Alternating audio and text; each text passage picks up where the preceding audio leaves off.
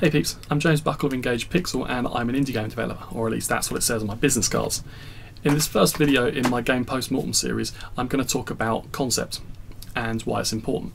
I'm also going to talk about the concept stage of Captain Kaon, the things that went right, the things that went wrong, and the lessons that I learned that have helped me improve the concept for my next project. If you're interested in game development, then stick around.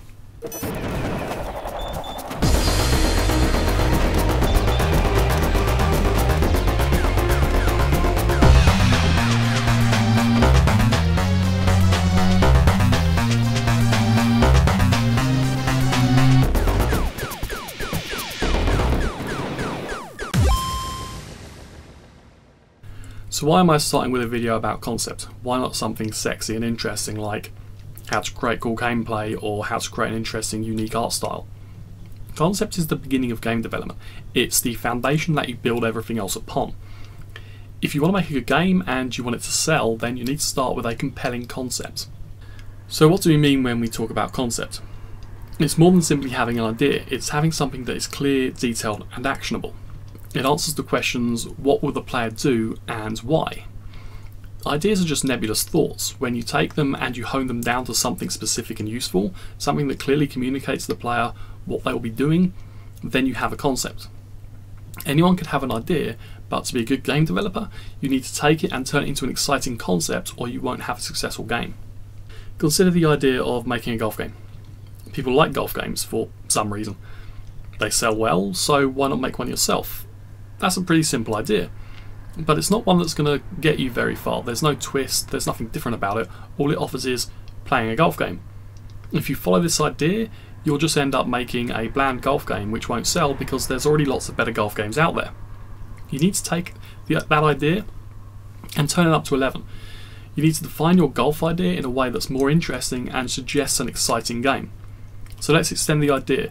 A golf game where you play through cities in giant robots. Hello 100-foot robot golf on a PS4. What starts out as a simple idea with niche appeal suddenly becomes interesting because you've given the player something to do, a unique twist that other golf games don't have. It has become an actionable concept, something worth making. You might like the idea of playing a golf game, but to add the twist of smashing through cities in a giant robot suit to reach the hole, then you've got something that's new and unique. Once you have your concept, it forms a jumping off point for your game design. It gives you a clear path for your development. Just as you expanded your idea into a concept, your concept will spark new ideas. It will grow into a fully formed game outline and one that you can build. A solid, exciting concept will inspire your team. If you have a cool project, then your developers will be excited to work on it. You're always going to get the best work out of developers who are motivated. You don't always get 100% out of people who just want a paycheck. Concept also informs your pitch, which will help you sell your game, firstly to publishers who will fund it, and then to players who will buy it. When you approach a publisher, you need to communicate your game to them in a way that will make them hand over bundles of cash. Likewise, if you target Kickstarter, it's an exciting concept that will get people to back you. It's also important when you contact the press. Journalists want to write about exciting games.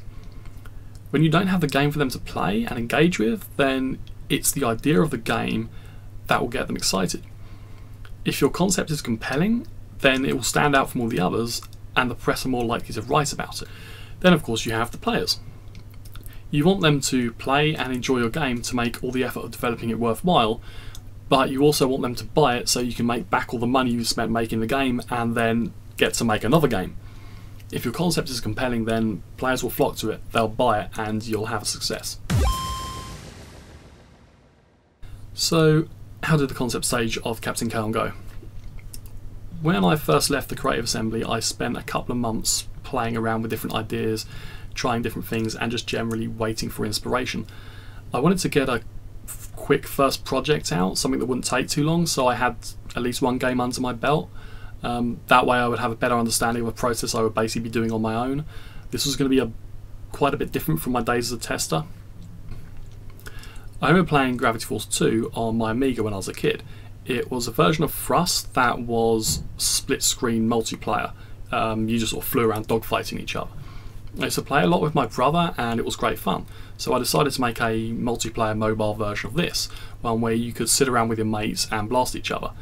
It was a pretty simple idea, until I couldn't get the networking to work, and then I had to switch the idea to making a sort of a single player adventure instead. At this point, however, I didn't really have a concept. I had this vague idea of remaking a game I'd enjoyed when I was a kid, and at the time that was enough for me. I was really passionate about making it, I really enjoyed the game, and I just wanted to get on with it. What I hadn't done was make a proper concept and really analyse it to determine if it was likely to be a success or not. It wasn't until I was preparing to go for Greenlight that I realised I had a problem. I hadn't really put enough thought into my concept, and so I had trouble writing a good pitch. There just wasn't a solid underlying concept to work from, so I couldn't really write anything interesting about it. It was just, it's this fun game that I played when I was a kid that I've remade. If you've got a good concept, it's easy to turn it into a good pitch because it contains a lot of the elements and you're essentially just explaining and rewriting the pitch in a different way. But if all you're working from is an idea, then you've still got all that work to do, and if your idea isn't very good, then you're just not going to write a good pitch from it. The pitch I ended up with was a Thrust remake with 50s sci-fi style.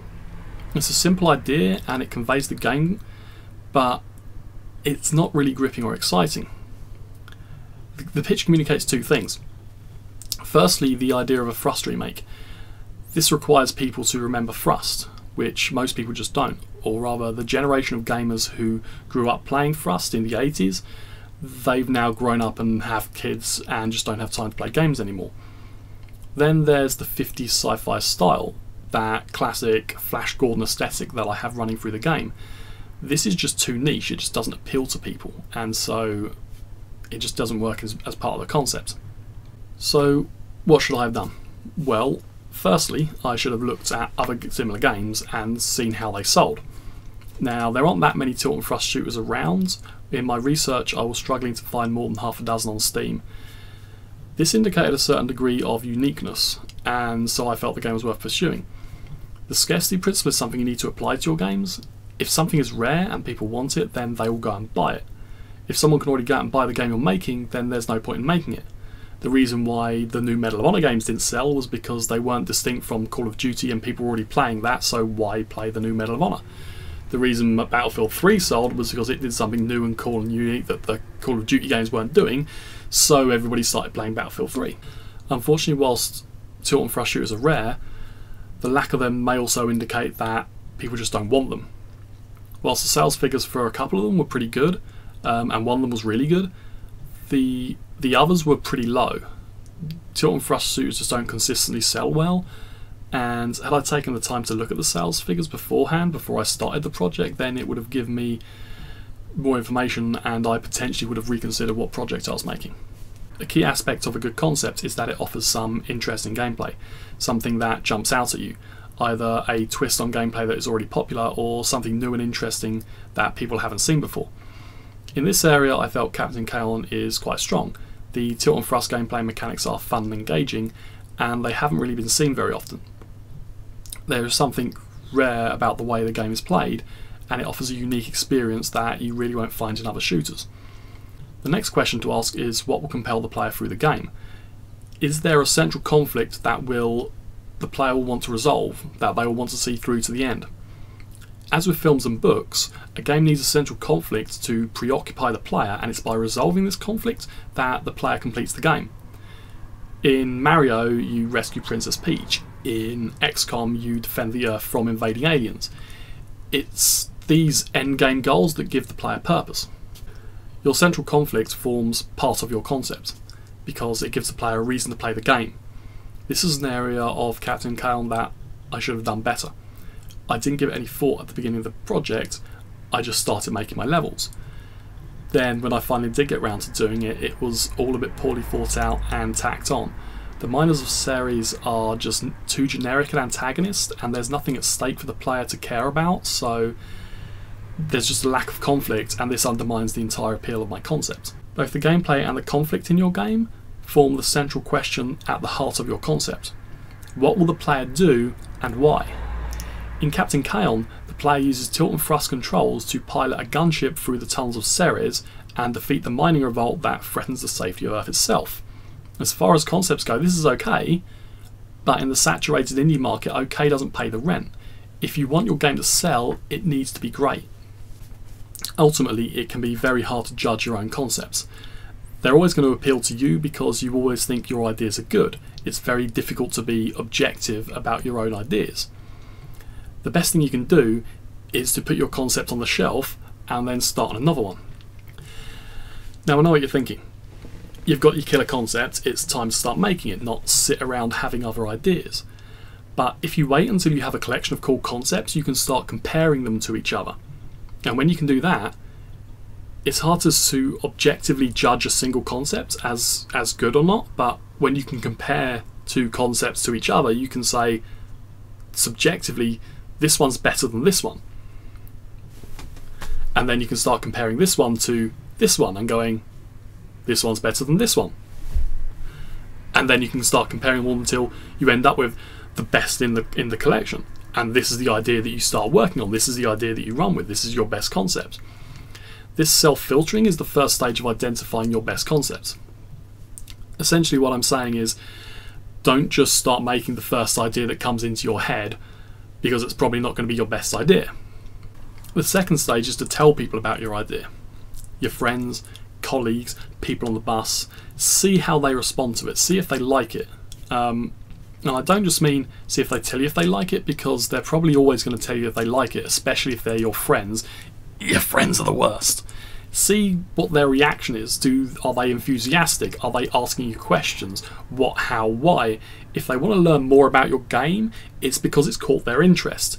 If you get a fish on the hook, then you know you've got good bait. The mistake I made was not discussing Captain Kaon with people.